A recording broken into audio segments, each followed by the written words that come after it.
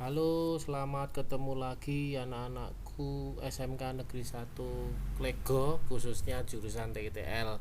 Apa kabarmu? Pastinya luar biasa kan? Sehat? Sehat selalu, doa Bapak kepada kalian semuanya. Nah, pada hari ini kita akan mulai kembali belajar mengenai mesin pendingin yang dalam pelajaran perbaikan peralatan listrik ada di KD terakhir yang harus anak-anak pelajari semuanya. Nah, pada kesempatan ini tidak lupa Bapak terus pesan kepada kalian untuk senantiasa menjaga kesehatan, cuci tangan selalu dimanapun berada. Kalau kemudian hindari kerumunan, jangan pergi kemana-mana, stay at home, supaya kita memutus rantai penyebaran COVID-19 ini. Dan Bapak berharap virus ini segera berlalu dan kita dapat kembali berkumpul, praktek, pelajaran bersama-sama di kelas tentunya. Itu yang sangat menyenangkan ya, bukannya begitu anak-anak. Nah, baik, pada hari ini kita akan memulai pelajaran kita mengenai mesin pendingin. Nah, coba siapa yang tahu mesin pendingin itu apa? Nah, benar sekali. Mesin pendingin itu adalah satu mesin. Nah, pokok bahasan kita akan dibagi menjadi 4 pada hari ini. Yang pertama adalah pengertian mesin pendingin.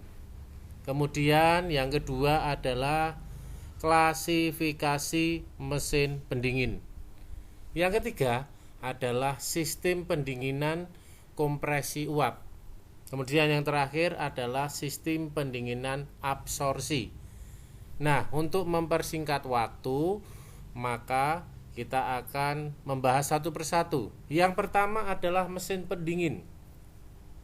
Mesin pendingin adalah alat yang digunakan untuk mendinginkan atau mengkondisikan material atau ruang pada temperatur rendah. Jadi anak-anakku sekalian, kalau kalian pergi nanti, kalau sudah COVID selesai, kalian ke mall, ke rumah sakit, ke manapun juga yang di sana ada alat-alat pendingin, tentunya ruangan yang ada di dalamnya akan berbeda. Paling tidak contoh singkatnya saja adalah kalian naik mobil yang tentunya ada AC-nya, bukan angin jendela, tapi benar-benar AC atau air conditioner, kondisioner ya. Nah, di situ akan dingin ya, ada temperatur yang berbeda dengan temperatur yang ada di luar, sehingga ruangan yang ada mesin pendingin itu akan terasa dingin ya, terasa dingin karena ada efek dari pendinginan tersebut. Nah, inilah definisi dari mesin pendingin, yaitu mesin pendingin adalah alat yang digunakan untuk mendinginkan. Namanya untuk mendinginkan atau mengkondisikan suatu ruang pada temperatur yang rendah. Nah, anak-anakku, ada dua klasifikasi mesin pendingin. Yang pertama dengan kompresi uap, tentunya tidak asing bagi kalian. Ini adalah benar, ini adalah AC. Ya, kalian kalau pergi ke kantor-kantor atau ke bank atau rumah sakit, kemudian ATM, nah, itu ada yang namanya AC seperti ini. Ya, AC ini di SMK Klego ada kok, ada di depan. Kalau kalian perhatikan, di sana ada yang namanya outdoor. Ini namanya outdoor anak-anakku ya. Outdoor ini ada di dalamnya adalah kondensor ya. Kemudian di sini ada indoor ya. Indoor berfungsi, di sini ada evaporator. Ini tadi fungsinya untuk mendinginkan ya, mengkondisikan supaya menjadi dingin. Nah, tentunya ada remote-nya supaya kita bisa mengatur suhunya mau berapa yang kita inginkan. Kemudian secara absorpsi ada yang namanya lemari es atau kulkas ya, kita sebut kulkas. Nah, lemari es ini juga sama, itu adalah alat pendingin yang berfungsi untuk mendinginkan atau mengkondisikan menjadi dingin ya ruangan tersebut. Nah, kemudian di situ kita akan melihat, waduh anak-anakku ternyata gambarnya numpuk ini yang punya Bapak ya. Nah, di sini ada yang namanya kompresor, maaf, ini ada kompresor, di sini ada kondensor, di sini ada katup ekspansi, di sini ada evaporator.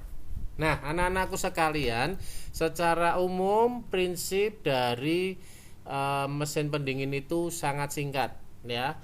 Dimana yang pertama di sini ada yang dinamakan ya. Jadi anak-anak perhatikan di sini ya. Ya ini adalah proses yang pertama, yaitu kompresi menaikkan tekanan uap refrigerant ya. Kemudian kenaikan tekanan ini diikuti dengan kenaikan temperatur uap refrigerant pada tingkat keamanan. Uap refrigerant berada pada kondisi uap super panas ya. Jadi kalau Anda melihat ini namanya kompresor ya. Kompresor ini seperti prinsipnya dari kompresor pada tambal ban. Tetapi anak-anakku sekalian, kompresor di sini berisi gas. Gas ini dimampatkan atau dipadatkan ya. Nah, kalau dipadatkan ini mengalami panas yang tinggi ya. Nah, uap refrigerant yang masuk kompresor tekanannya dinaikkan. Di sini sangat panas sekali anak-anak ya. Nah, oleh karena itu dia lalu disalurkan melalui pipa masuk yang di sini. Uap yang tekanan tinggi masuk di sini, diembunkan atau dikondensasikan di kondensor. Namanya kondensor.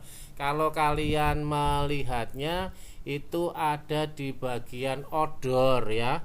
Odor yang dipasang di ruang-ruang itu, mereka adalah alat ini atau kondensor ini akan mengembunkan atau mengkondensasikan di kondensor ya. Uap ini akan dibuang, sehingga hati-hati kalau kalian berada di ruangan yang ber-AC, khususnya yang dekat dengan odor, itu akan ada uap panas melalui yang namanya kondensor. Proses ini berarti uap refrigerant memasuki kondensor dan mendapatkan pendinginan dari kondensor tersebut. Makanya di dalam odor, di dalam kondensor, di sana ada yang namanya kipas ya. Dikipasi supaya terjadi penurunan suhu atau pendinginan. Nah, pendinginan ini terjadi akibat pertukaran panas antara uap refrigerant dengan fluida luar, misalnya udara lingkungan ataupun air pendingin. Nah, refrigerant keluar dari kondensor, nah nanti dalam kondisi cair jenuh. Jadi anak-anak, waktu keluar dari kondensor ini karena sudah dikondensasikan, maka di sini menjadi ke katup ekspansi di sini ya. Nah, di sini menjadi apa ya? Namanya pertukaran ini menjadi cairan yang jenuh ya. Keluar, kemudian cairan yang jenuh ini akan kondisi cair subdingin. Refrigerant kemudian memasuki katup ekspansi. Nah, anak-anakku di sini katup ekspansinya ya. Katup ekspansi terletak di sini ya. Nah, di sini fungsinya nanti cairan refrigerant yang melewati alat ekspansi tekanannya kembali diturunkan. Nah, kembali diturunkan, kemudian refrigerant yang ada di katup ekspansi ini, katup ini prinsipnya akan penyempitan ya. Jadi masuknya lebar, keluarnya kecil, dan diturunkan suhunya sehingga penyempitan darah aliran yang mengakibatkan penurunan tekanan fluida secara drastis. Jadi kalau di sini tadi itu adalah gasnya tinggi, uap tinggi, kemudian di sini dikondensasikan di kondensor, kemudian jadi air jenuh, cair jenuh masuk ke katup ekspansi, kemudian didinginkan dan Yang terakhir diserap di evaporator ya. Evaporator menyerap panas dan berubah fase menjadi uap dingin. Nah, anak-anakku sekalian, apapun mesin pendingin yang bagian evaporator, kalau kalian lihat itu ada di bagian dalam ya. Bagian dalam satu mesin pendingin. Kalau di sana AC, artinya bahwa di sini adalah daerah yang dingin yang kalian lihat. Kemudian di sini dikipasi itu ya, ada kipasnya biasanya bagian outdoor. Nah, indoor sorry, itu dikipasi sehingga udara akan dihembuskan menjadi dingin. Nah, setelah refrigen diekspansi secara irreversible, ada balik menjadi cairan jenuh lagi ya anak-anakku. Setelah melewati evaporator di sini, itu akan menjadi uap jenuh lagi. Nah, uap jenuh itu lalu kemana lagi? Uap jenuh tadi akan masuk kembali ke kompresor ya. Nah, prosesnya berulang-ulang terus sehingga dari kompresor kembali dimampatkan, tekanan tinggi dan panas masuk mana tadi anak-anakku? Ya benar, masuk kondensor. Nah, di kondensor ini diembunkan dan dikondensasikan ya. Kemudian menjadi cair jenuh ya. Cairan jenuh masuk ke namanya katup ekspansi.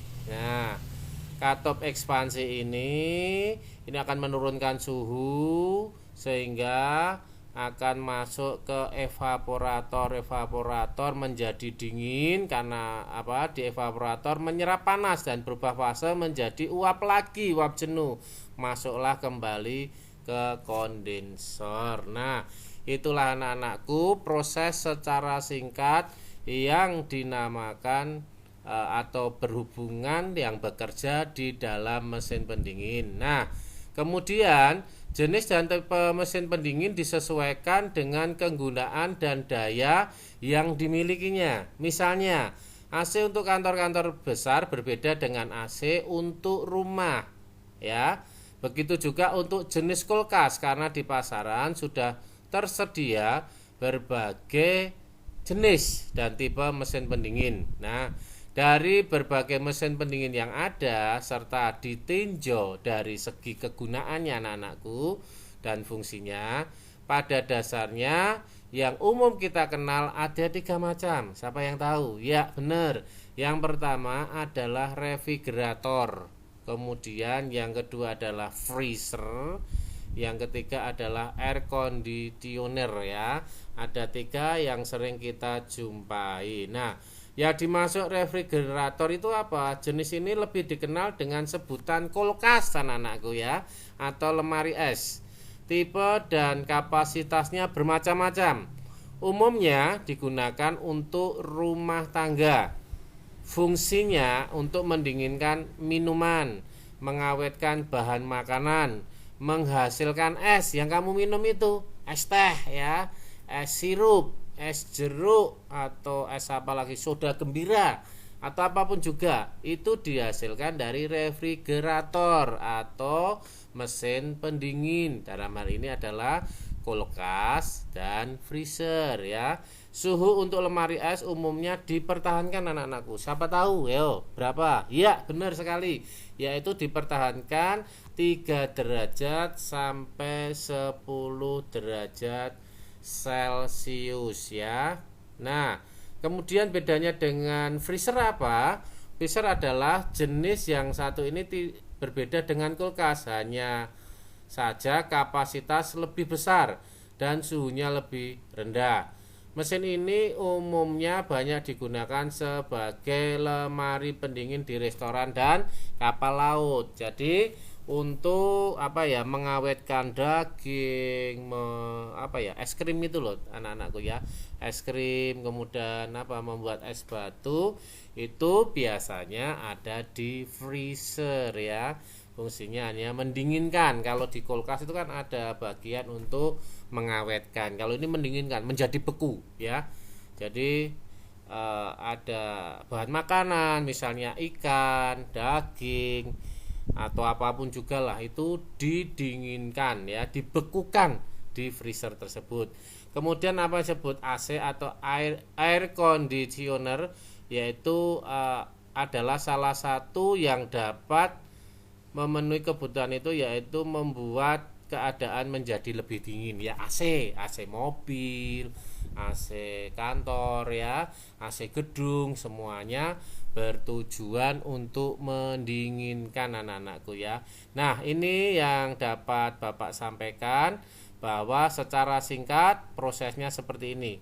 Di apa tadi? Oh ya, siapa yang bisa jawab? Apa tadi? Yang pertama adalah kompresor, kemudian ada kondensor ya, berbeda ya kompresor sama kondensor. Kemudian ada katup ekspansi, dan yang terakhir adalah evaporator, bagian yang menyerap dingin ya. Apa maksudnya, bukan menyerap panas berubah menjadi uap dingin. Nah, disinilah dikipasi, akhirnya terjadilah pendinginan yang dinamakan AC yang di ruang ya. Nah, itu. Kemudian mesin pendingin absorpsi itu apa? Nah, yang terakhir anak-anakku, mesin pendingin absorpsi, di sini ada generator, di sini ada absorber atau pengabsorpsi ya. Nah, prinsipnya sama. Di sini ada generator, absorpsi ini tekanan tinggi ya, masuk dari generator ke kondensor ya, sama. Kondensor tadi melepaskan panas, kemudian ini berupa gas, di sini tekanan tinggi dan panas. Di kondensor ini akan dibuang panasnya, kemudian masuklah di katup ekspansi. Di katup ekspansi didinginkan, masuklah ke evaporator lah, menjadi uap jenuh. Setelah pendinginan terjadi, masuk lagi ke absorber ini, kemudian ada pumpnya, dimasukkan ke generator, diputar lagi ke kondensor, begitulah seterusnya. Nah, itulah anak-anakku yang dapat Bapak sampaikan, sekelumit dasar dari mesin pendingin yang kita pelajari. Nah, ini sudah sampai di akhir slide. Terima kasih, selamat belajar. Pesan Bapak, selalu jaga kesehatan ya, makan makanan bergizi, selalu cuci tangan ya, jaga jarak, dan tetap tinggal di rumah, atau bahasa kerennya stay at home. Itu yang dapat Bapak sampaikan, kurang lebihnya mohon maaf. Terima kasih.